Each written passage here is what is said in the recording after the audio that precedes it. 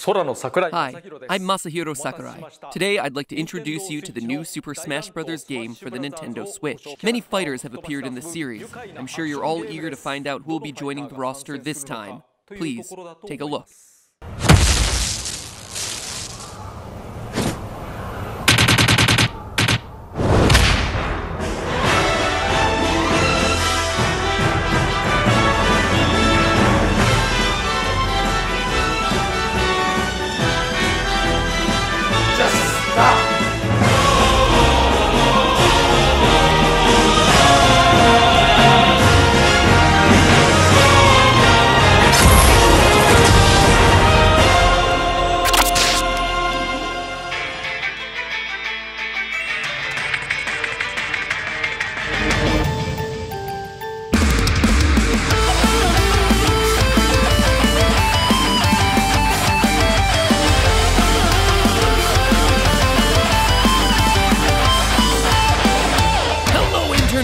Welcome to Game Theory, the William Afton of YouTube. I always come back. So here's something crazy. You know how every Fnaf game tends to have 5 main nights, a bonus 6th night that gets you more lore hints, and then a challenge mode 7th night where you customize all the animatronics? Well, look at the games. We have 5 main games bearing the 5 nights title, a bonus 6th game that was mostly for lore, and now a 7th standalone release where you customize the animatronics. The game releases directly mirror the gameplay! Either Scott is a mad genius, or I'm thinking about things way too hard. You try to read into every little thing and find meaning in everything anyone says, you'll just drive yourself crazy. I heard you last time, Mr. Hippo! But guess what, you Barney reject? Reading into every little thing is the only way to have this series make any sort of sense whatsoever. Case in point, today's episode. With the final novel out and Ultimate Custom Night picked to shreds, it finally feels like the story of Fnaf is at its end. Or at least the Afton storyline is at its end. The series will probably come back to tell another story in the same universe later. I mean, it's exactly what Scott did with Fnaf 4, the quote-unquote final chapter, of the original Fnaf story. I see what you did there, Scotty. It's the final chapter of the original story. But oh no, friends, he wasn't done. He even ended that teaser with a question mark if you brighten that screen up enough.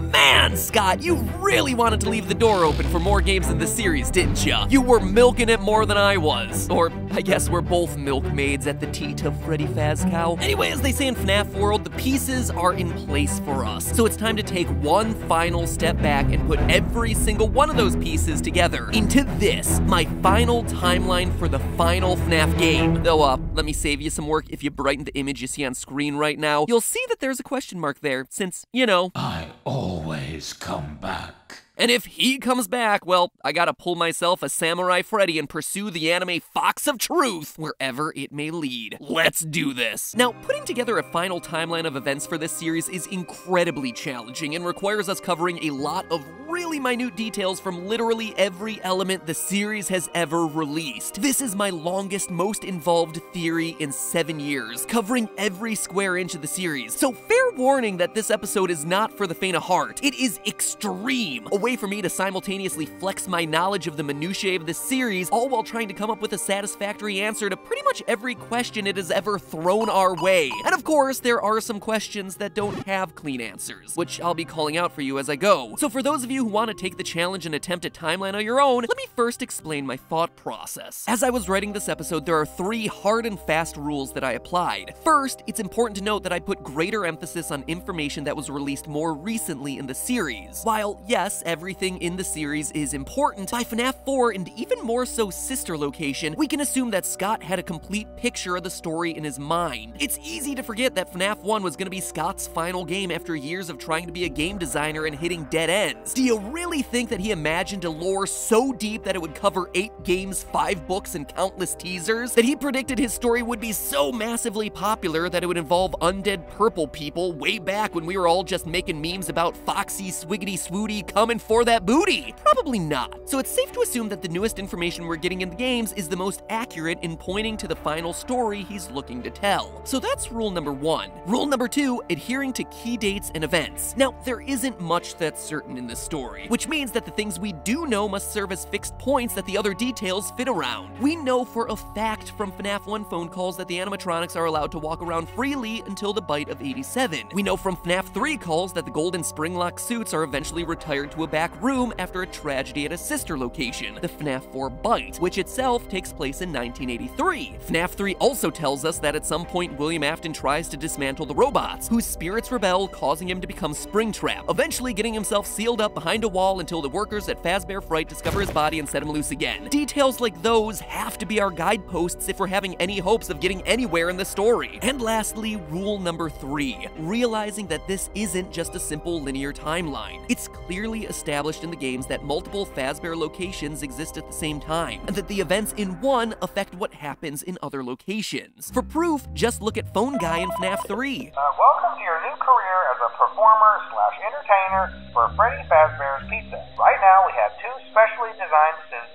that double as both animatronic and suit. After learning of an unfortunate incident at the sister location involving multiple and simultaneous spring lock failures, the company has deemed the suits temporarily unfit for employees. This not only tells us that the first Freddy Fazbear's Pizza had 2 golden suits, but also that the first Freddy's was open at the same time as the FNAF 4 Freddy's. The spring lock failure in the FNAF 4 location prompted the yellow suits to be retired in the FNAF 1 location. In short, a lot of these events overlap. Restaurants often stay open for years beyond what we see in the games, and everything weaves together in a way that's much more complicated than simply saying, this restaurant opened, kids died, it closed. The next one opened, kids died again, it closed. In all honesty, I suppose you could simplify it to that level, but we're not going to! I am holding myself to a higher standard. A slightly higher standard, but a higher standard nonetheless. So with those 3 logical rules in place, let's get analyzing. To begin, we have to identify who William's first victim was. Now, I've covered FNAF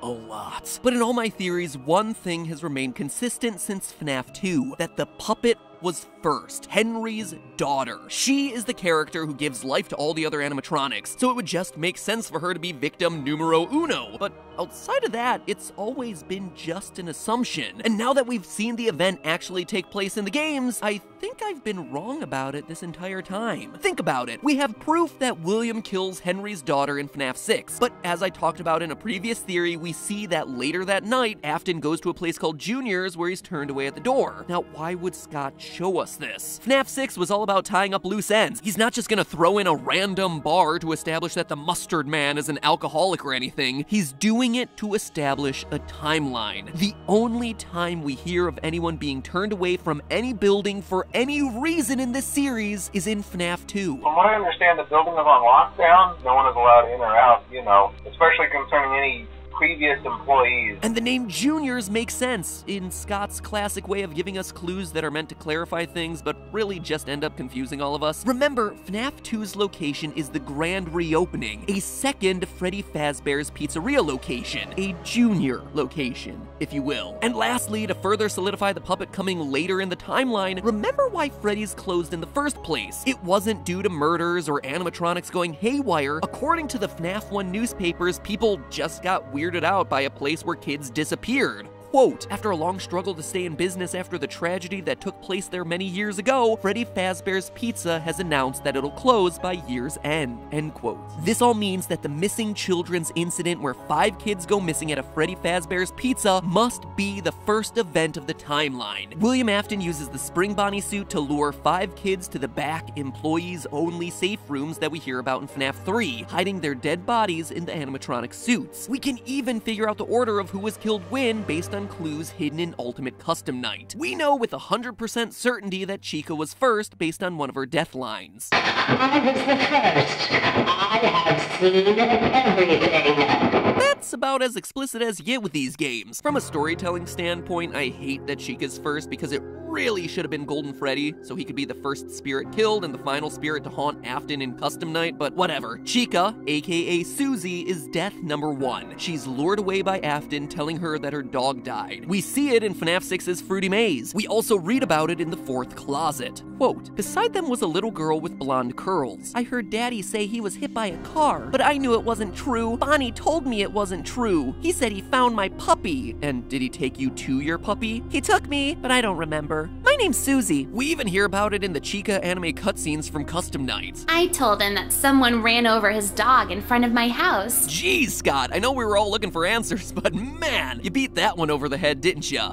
Not that I'm complaining, but that one was a bit overly obvious, and then all the other ones are just so damn obscure. Just gotta find a better balance here, man.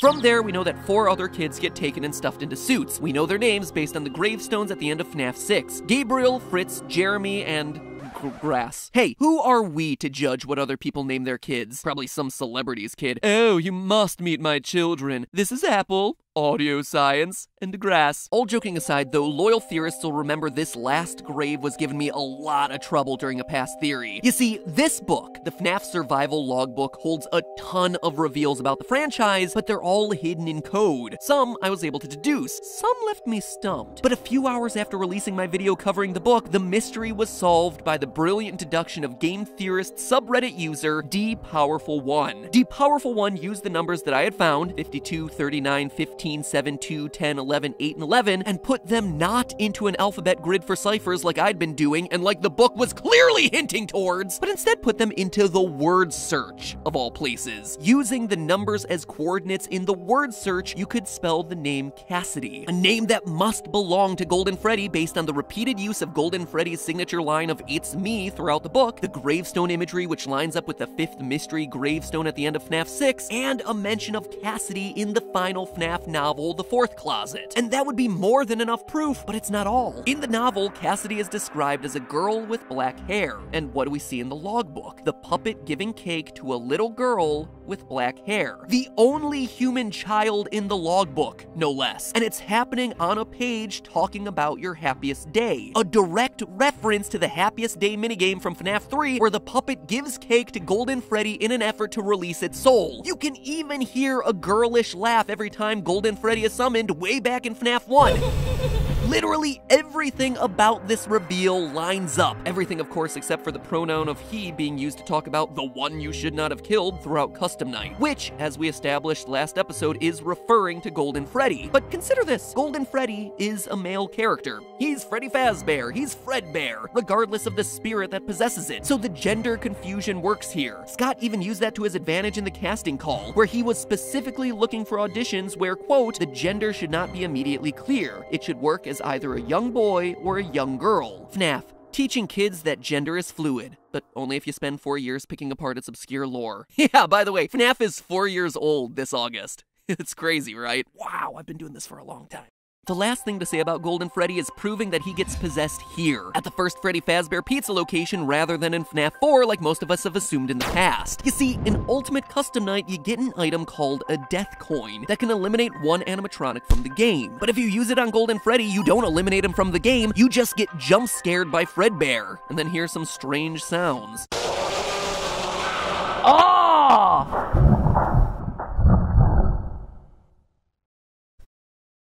Huh. It almost sounds like Fredbear is underwater, which we all know is gonna be terrible for those spring locks. Anyway, I played around with those audio files and got him to hear. Laughter, obviously. Let's find a suit that's right for you. And there was more fantasy and fun where I came from. That last one feels really random, right? Like, "Arrgh, I'm an angry spirit who just killed you, but let me tell you about my love of fantasy, fairies, and long walks on the beach first. I'm very in touch with my emotions." However, the phrase fantasy and fun is a direct reference to the first game in the franchise, where Phone Guy welcomes you to Freddy Fazbear's Pizza, a magical place for kids and grown-ups alike, where fantasy and fun come to life. It's Scott telling us that Golden Freddy is the same spirit who speaks to the crying child via the Fredbear plush at the end of FNAF 4, but who dates all the way back to the first pizzeria and the missing children's incident. Phew, you got all that? Good, because that's the easy stuff. Well, not easy, obviously, considering I'm on page 4 of this script and I've only just talked about the first event in the series. But there is consistent logic and evidence to back it all up. However, it's at this point that things get messy from a timeline standpoint. You see, right now there are 2 dangling threads of events that directly conflict with each other. 1, the first Freddy Fazbear location has to close so it can reopen sometime before 1987. However, it has to remain open at least until 1983 when the FNAF 4 Bight happens, the event that prompts Phone Guy to call back to the FNAF 1 location informing them that the Springlock suits are being retired. Welcome to your new career as a performer/entertainer for Freddy Fazbear's Pizza. Right now we have two specially designed suits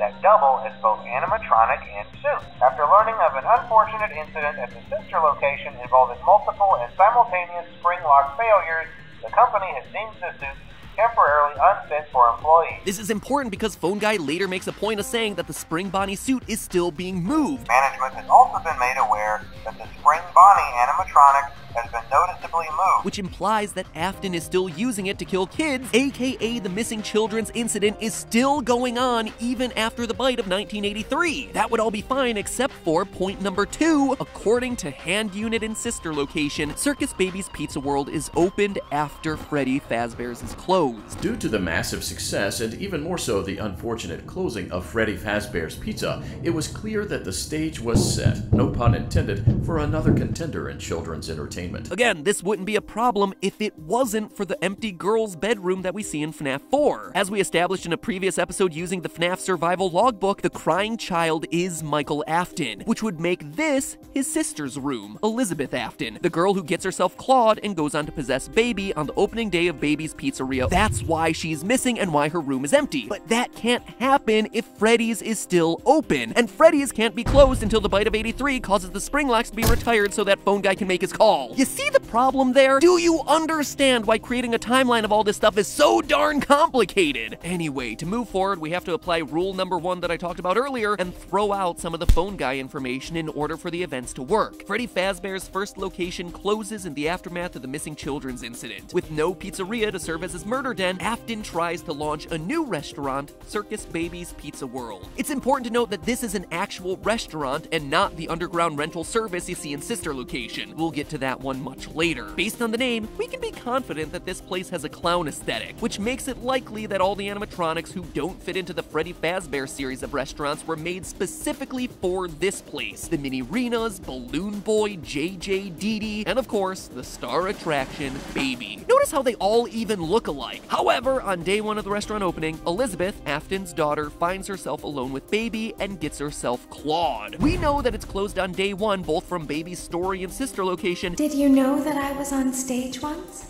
It wasn't for very long.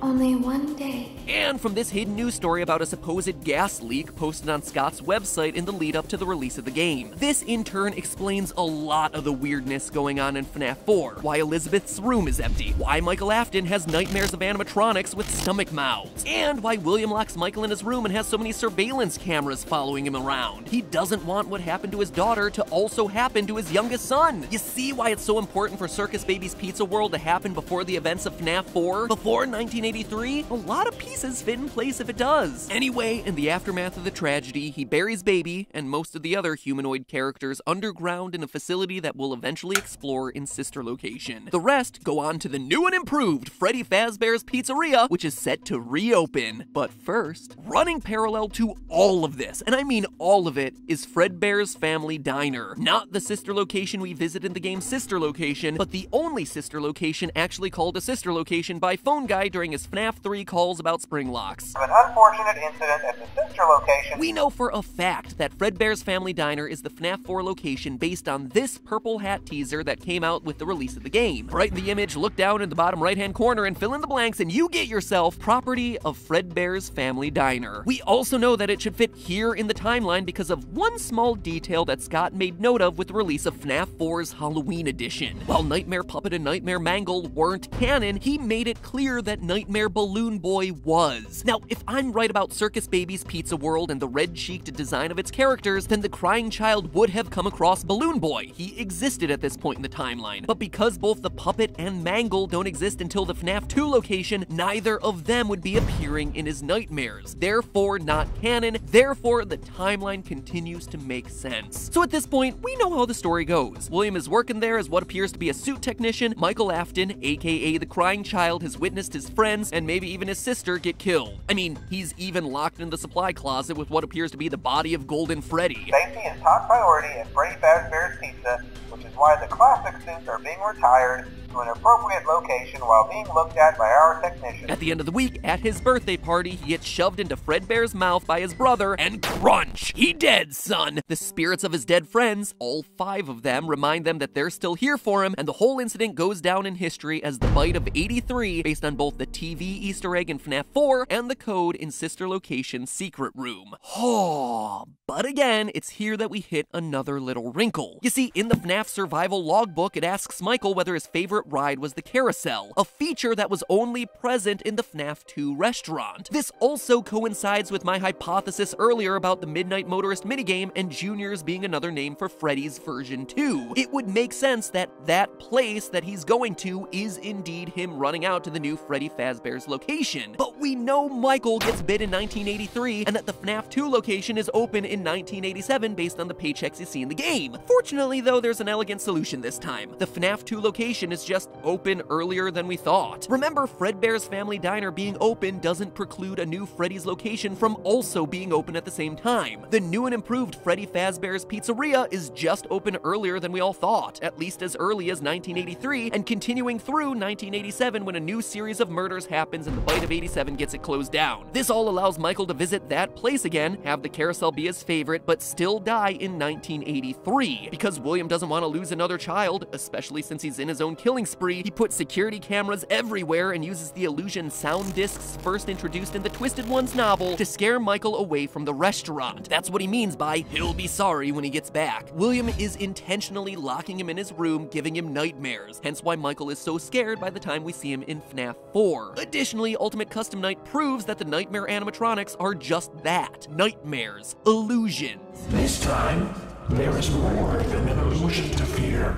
I am given flesh to be your tormentor. Both these lines indicate that before, they were just an illusion, they had no flesh. But now, in the latest game, they are real. So contrary to popular belief, these things were never real animatronics, just a glorified way for William to keep his son away from his murder locations. Except, obviously, it didn't work. Despite his best, well, maybe not his best, but definitely his most stalkerish efforts, Michael gets crunched and dies. A fact that becomes very problematic for the timeline considering that Michael Afton clearly survived till the end of the games. We see him in Sister Location. We watch him get scooped. We hear about him burning in Fnaf 6. How is all of that possible if he's already dead? Surprisingly, there is a way to solve it, and I have the evidence to prove it, but sadly it'll have to wait until next time. This ended up being a 12-page script, which there's no way that we can do all in 1 week. So in the words of Dee Dee, how unfortunate, this is a thing I hate to do, but the rest has to go in a part 2. Anyway, don't worry, we'll get it out as fast as possible. It's already written. I just need to divide this up for editing purposes. In the meantime, though, make sure you jump scare that subscribe button to,